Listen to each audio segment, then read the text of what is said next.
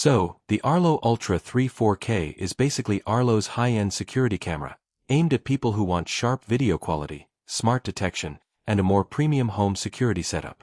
The biggest selling point is obviously the 4K video.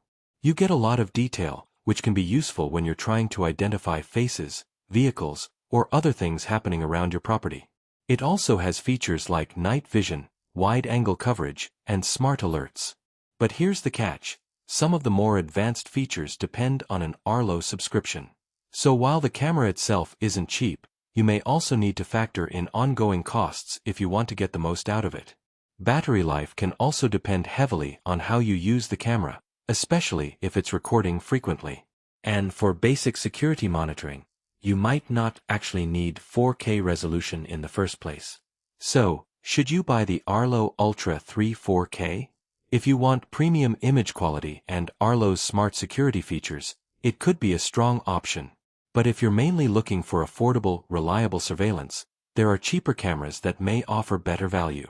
Overall, I'd say the Ultra 3 4K makes the most sense for people who will actually use its advanced features.